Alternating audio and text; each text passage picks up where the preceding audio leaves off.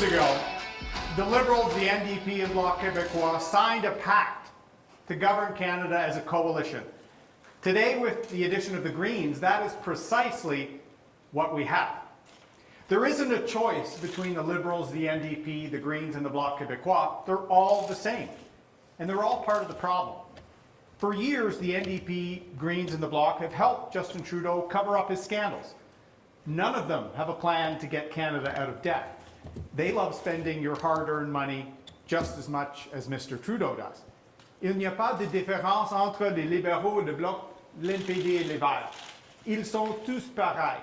Ils font tous partie du même problème. Depuis des années, le Bloc, l'NPD et les Verts aident Justin Trudeau à camoufler ces scandales. Aucune n'a de plan pour faire en sorte que le Canada ne soit plus endetté. Il aime dépenser votre argent durement gagné autant que M. Trudeau. None of them are concerned that inflation is suddenly a problem in our country after 40 years. They're all more concerned with image than with creating jobs. And because of them, COVID-19 has made the rich richer and the poor poorer. The timing of this election is reckless. At a time when the government should be singularly focused on stopping the Delta variant and fighting the fourth wave, the Liberals just care about themselves. But as poorly timed as this election is, it presents Canadians with an important choice about our future. On one hand, the Liberals, NDP, Bloc, and Greens, with their collective failure to focus on a plan for Canada's recovery after the pandemic. Their failure to plan for jobs, or really anything. And on the other hand, Canada's Conservatives, who will focus relentlessly on creating jobs, increasing wages, and getting Canada's economy back on track as quickly as possible. Deux choix s'offrent à vous. D'un côté, les libéraux, le Bloc, le NPD et les Verts n'ont pas de plan pour assurer la reprise économique après la pandémie. Pas de plan pour l'emploi, rien du tout. Et de l'autre, les conservateurs vont créer des emplois, augmenter les salaires, rétablir l'économie et équilibrer les finances publiques. This election is about who you think can get us out of the recession and rebuild the economy. Who do you think can secure the future for all Canadians? After the last 18 months, we're all exhausted and frustrated by the pandemic.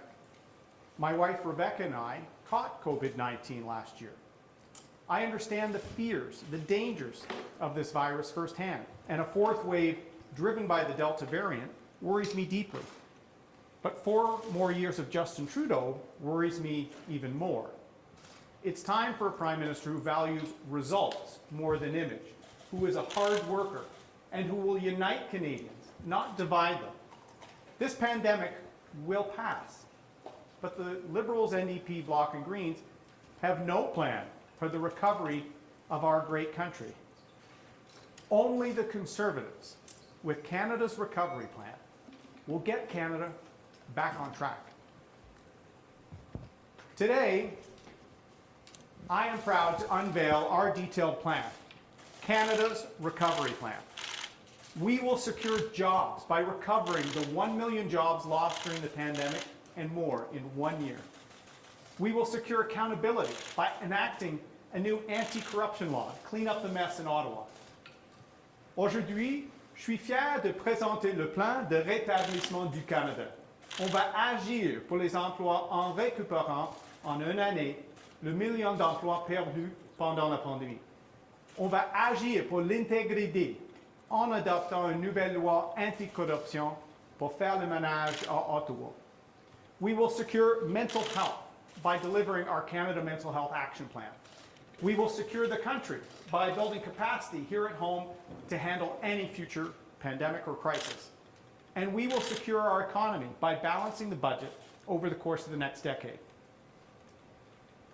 I was 18 years old when I joined the military to serve Canada.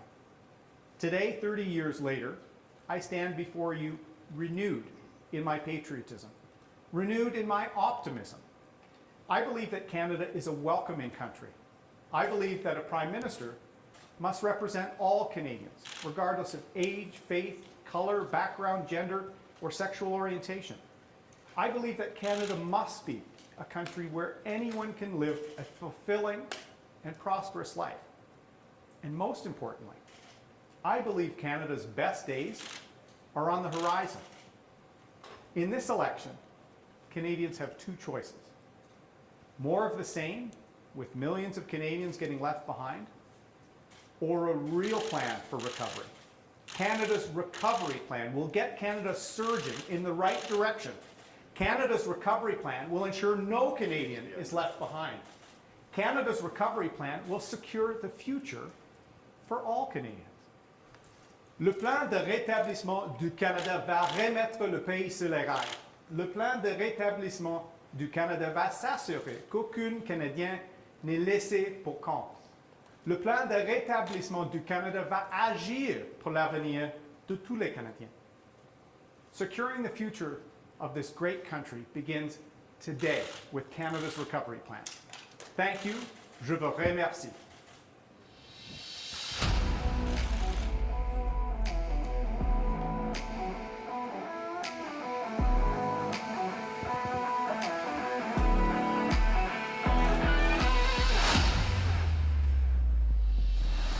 Who wants a copy of the plan?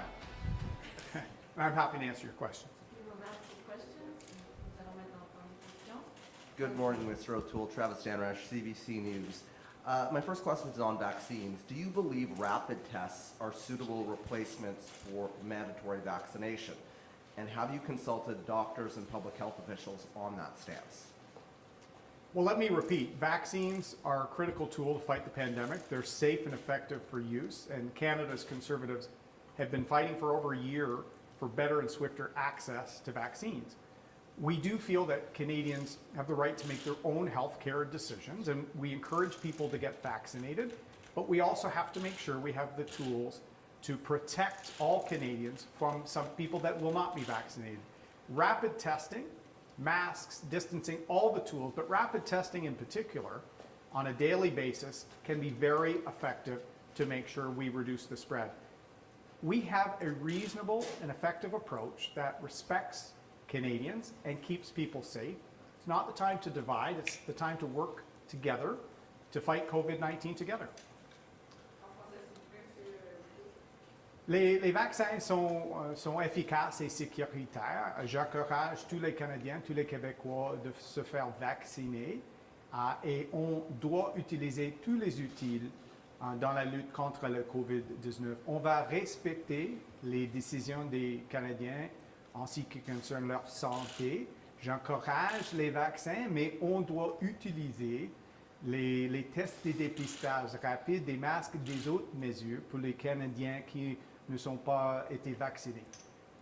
On Afghanistan, Mr. O'Toole, do you think Canada should follow the U.S. lead and not recognize the Taliban government? And with respect to aid, military and development, do you think it should be suspended in light of recent events? The images out of Afghanistan are hard to watch. They're heartbreaking. As I said yesterday, my thoughts go out to the women and girls in that country that are going to be facing the subjugation of the Taliban again. And my heart also goes out to military families and veterans, many of whom gave the ultimate sacrifice there or were injured in Afghanistan and hate to see the country in chaos and back in the hands of the Taliban. Mr. Trudeau knew for 6 months that the U.S. were going to withdraw and left some of the interpreters and contractors that were still there. That's unacceptable. We have to work with our allies to provide as much aid, as much humanitarian assistance as possible. That would be a priority for me as Prime Minister. On doit travailler en étroite collaboration avec nos alliés sur la triste situation sur le terrain en Afghanistan. C'était très triste pour les familles militaires, nos anciens combattants. Mes pensées sont avec les familles militaires à travers le pays et avec les filles et les femmes en Afghanistan avec l'horrible acte par le Taliban. Et on doit donner l'aide et assistance pour aider les gens là-bas. Next question. Andrew Lawton, True North. In October, Albertans will be voting in a referendum on whether to support amending the Constitution on equalization. If you are the Prime Minister in October and Albertans vote in favor of that, will you commit to engaging with Alberta and engaging on that referendum question? After 6 years of Mr. Trudeau, our country's more divided than it's ever been in my lifetime. I met a veteran in Nisku, Alberta, who served the country for almost 30 years and is now giving up on the country because of what Mr. Trudeau has done to his province in Alberta. So I'll always work to heal national unity divides. I'll always respect provincial jurisdiction, and I respect provinces that want to bring a question to their citizens. That is their right. I respect provinces that want to act within the Constitution to make life better, to support people at risk, to protect the French language in Quebec. So I will be there. I will work closely with all premiers. And Canada's recovery plan, launched official today, is about getting people back to work in all sectors, including energy in Alberta. Our economic recovery depends on a recovery in all sectors of the economy and in all regions of the country. In your leadership platform last year, you committed to privatizing CBC News Network, CBC English TV, and ultimately ending funding to CBC Digital. In this platform, however, you're only committing to review, quote, assessing the viability of refocusing, unquote. Help me understand that. Will you be fulfilling your leadership pledge to privatize and defund those CBC departments in a first mandate? I think it's unfair for private sector media outlets that are struggling to transition to digital, that are struggling to gain advertising revenue, to see the state competing against them, particularly in areas of digital, where the CBC increases have actually made it harder for the private sector. And then Mr. Trudeau creates a media bailout fund to deal with some of the challenges he's caused. So it is the time to modernize. It is the time to respect the public interest mandate done by CBC in terms of radio being non-commercial, the service to rural communities, French language services are critical, and Indigenous languages are critical as well. But we are going to review where there is competition with the private sector. We need a competitive and successful private sector in all media, and we need to balance the playing field with the American web giants, but without attacking Canadians' liberties on social media. Abigail Beeman, Global News. Your platform promises the most spending and investment right up front, and then also to balance the budget in 10 years. Can you guarantee that after those first few years there won't be cuts coming to Canadians? We want to help Canadians. We want to help get all people back to work in all sectors and in all regions. We want to help the most highly affected. That's been a big miss with Mr. Trudeau. There are thousands of small and medium-sized businesses in hospitality, tourism, restaurants hanging on by a thread. So our plan will secure those jobs, help them thrive, and that will help us get a growing economy. We want to make sure we help some of the people hit hard, some of the vulnerable. We want to tackle mental health. So we have a comprehensive plan. It's with the PBO for costing right now, and we need to help people as we secure the future. And our plan to balance the budget over the course of 10 years, by the decade, is fair so that we can help people get back on their feet. On Afghanistan, the Liberal government committed to resettling 20,000 people. I'm wondering if you believe that that's the right number. Should it be higher? And I'm wondering if you were in government, what you would be doing specifically to help people come to Canada, given the situation on the ground. As I said, the situation on the ground is heartbreaking. To see people clamoring onto aircraft, running after aircraft, it's heartbreaking. It shows the turmoil there. And the Trudeau government knew that was coming. They had 6 months at least that the Biden administration was pulling out. And the Trudeau government did nothing, even to secure folks that had worked at the embassy, interpreters that our caucus and even myself have been advocating for 5 years. Like everything, Mr. Trudeau leaves everything to the last minute, hopes other people will look after the real leadership that is required in a prime minister. I will make sure that we work with our allies to provide aid, to provide support, and anyone that's at risk because they help serve with our men and women in your uniform, or our diplomats or our aid workers. We need to have their back, and I will have their back as Prime Minister. Next question. Hey, Glenn McGregor, CTV News. Mr. O'Toole, I'd like you to elaborate on that point a little bit. If you were Prime Minister today, what would you be doing to help get those people out of Afghanistan? Would you send more Canadian Forces members in there? Would you, for example, waive some of the screening process in order to get people out faster? What exactly would you be doing to help this situation? Well, first, Glenn, I've worked on this for 5 years. In fact, we got one Afghan interpreter that served with our forces back under John McCallum, and Mr. Trudeau fired him, and his subsequent ministers were disastrous. We need action. So I will be a Prime Minister that will act. And as I said, anybody that is at risk from the Taliban, and we see the turmoil in that country, it's heartbreaking. Anyone that's at risk because they were supporting our efforts there in the military and aid and diplomacy, we need to get them back. And Mr. Trudeau has squandered 6 years, squandered the last 6 months when we knew the U.S. pullout was coming. I want to ask you about your daycare policy. Your document you released today proposes to effectively scrap the $10 a day daycare deals that the Liberal government has forged with the provinces. Those programs have been very popular in Quebec, and you replace it with a tax credit so that people would families would have to put up as much as some places over $2,000 a month per child, and then at tax time get the money back. Is that really the best way to go? Could you explain the thinking there? We're going to help all parents, immediately, not some 6 years from now. Parents know what's best, particularly with the flexibility needed for families coming out of the pandemic and with shift work and other things. We're going to help all families, and lower income families will have 75% of the costs covered. So we're going to empower families to make their decisions, and we're going to support all families immediately. I think it's an approach that is not only fair, it gives immediate help, not more liberal promises that will never come. On doit aider tous les familles canadiennes, et on va avoir une approche comme ça.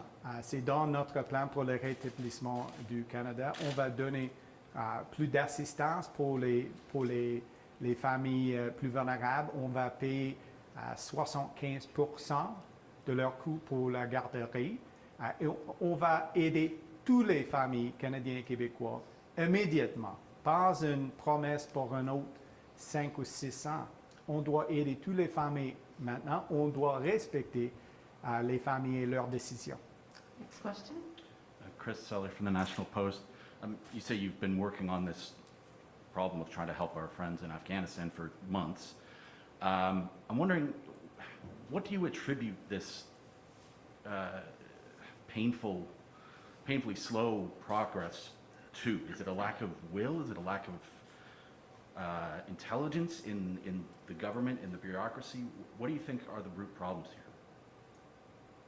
A lack of leadership by Mr. Trudeau, and he sets that tone for his ministers. As I said, this is heartbreaking for veterans. I've been hearing from veterans in recent weeks, some of whom who feel they've left part of themselves in that country. They want to make sure interpreters and contractors are taken care of. I personally handed Minister Hussein a letter from someone that was at risk that came to me from a veteran. Nothing happened. Even interpreters that served with Minister Sajan, completely forgotten. There's no leadership. As I said, we have a Prime Minister and a Liberal government that is very good at scripted announcements and photo ops. They never deliver. And it's heartbreaking to see what's happening in Afghanistan. And military families, it's our longest mission. The Afghanistan war was the longest Canadian Armed Forces mission. There is a sense of heartbreak. And so we will act. We will not just talk. We will act. And I think we need to help anyone that's at risk because they help support Canada. Was the mission worth it, do you think? It is always worth it to stand up for dignity of other people. It is always worth it to stand by our values at home and abroad. Canada is the country of Vimy Ridge, of Juno Beach, and of Kandahar. And I think all Canadians want us to play a role in humanitarian assistance right now.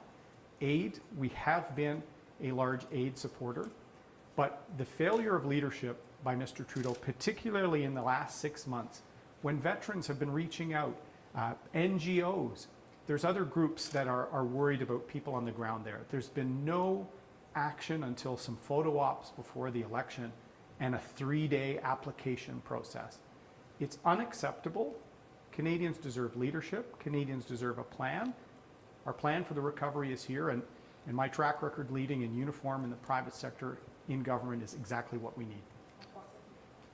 Les Canadiens et Canadiennes méritent un vrai leader expérimenté et avec un plan. On doit aider les interpréteurs et les gens sur le terrain en Afghanistan immédiatement. Malheureusement, M. Trudeau a fait rien 6 mois avant la triste situation sur le terrain maintenant. Nous sommes un pays fort. On doit se tenir debout pour nos valeurs chez nous et à travers le monde, à côté de nos alliés. Nous sommes le pays de Vimy Ridge, la crête de Vimy, et aussi de Kandahar. Et on doit aider les Afghans maintenant.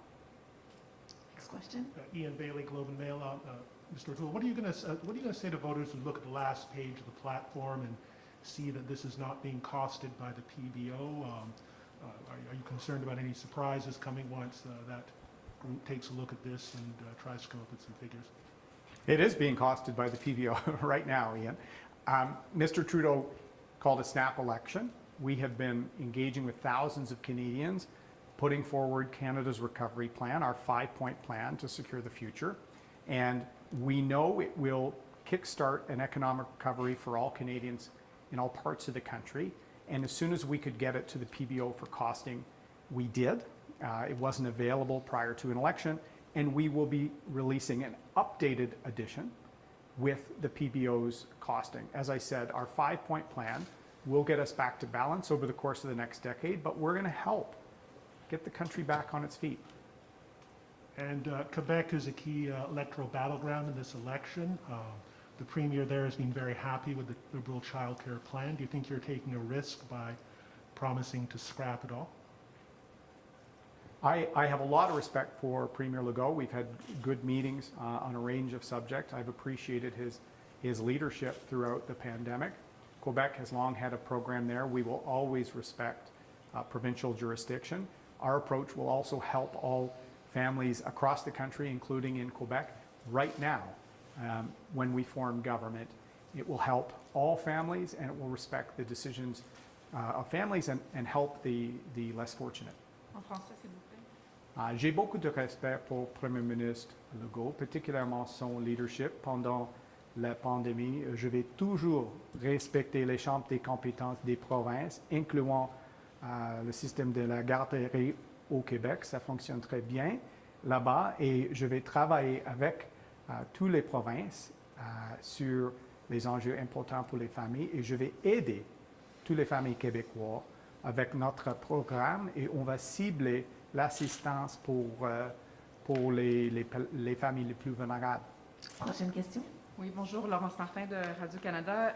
Vous avez émis un communiqué hier soir pour dire que, bon, pour les fonctionnaires là, fédéraux, ceux qui ne sont pas vaccinés, vous demanderiez à ce qu'ils passent un test quotidien de COVID.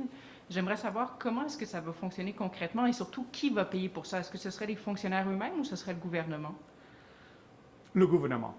Comme j'ai dit, les vaccins sont très importants, c'est sécuritaire et efficace. Et j'encourage tous les Canadiens et Québécois de se faire vacciner. Mais c'est possible d'utiliser les tests de dépistage rapides pour les fonctionnaires fédéraux qui ne sont pas été vaccinés. Et je vais avoir une approche comme ça. On a besoin plus de tests rapides pour la pandémie. Je préfère les tests de dépistage rapides fabriqués chez nous et pas en Chine. Et on va avoir une approche de leadership sur les tests de dépistage rapides. Et on doit avoir une approche raisonnable et équilibrée, tout en respectant les décisions des Québécois sur leur propre santé. Mais est-ce que vous pensez que c'est raisonnable que les contribuables qui se sont fait vacciner, en majorité, paient pour les tests des gens qui n'ont pas voulu se faire vacciner? C'est raisonnable parce qu'on doit travailler ensemble. Ce n'est pas le temps pour la division, ce n'est pas le temps pour une élection en pleine d'une quatrième vague d'une pandémie. C'était la décision du Premier ministre Trudeau. C'était inapproprié d'avoir un programme pour le Charity We Charity pendant une pandémie. On a un plan pour le rétablissement du Canada après la pandémie. On a un plan pour les tests de dépistage, des vaccins, des outils. Et c'est très important pour le gouvernement fédéral d'avoir une approche de leadership. Et je vais être un rassembleur, pas un diviseur comme M. Trudeau. This will be the last question. Ce sera la dernière question. Hello, Heather Schofield from the Toronto Star.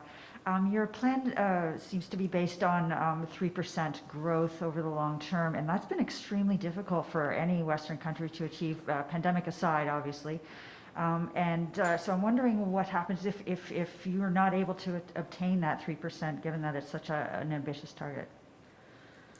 We've chosen an appropriate target based on a very ambitious set of economic development policies. As I've said, our first pillar, 1 million jobs in 1 year, will help recover the jobs lost in the pandemic and also get sectors of our economy surging. We need to be proud of what we produce in our country again. Energy, softwood lumber, minerals. We need to get steel and aluminum, better deals, and not let China abuse international trade laws.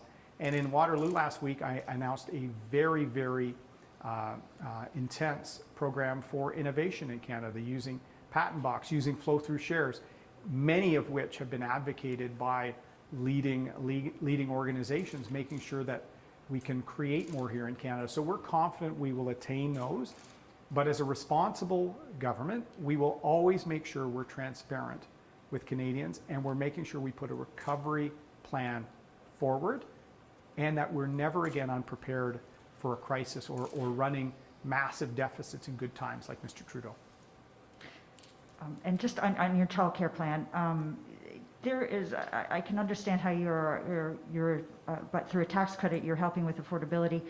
But how do you address the supply issues and the labor participation issues for women in the workplace, and also the fact that so many caregivers are underpaid?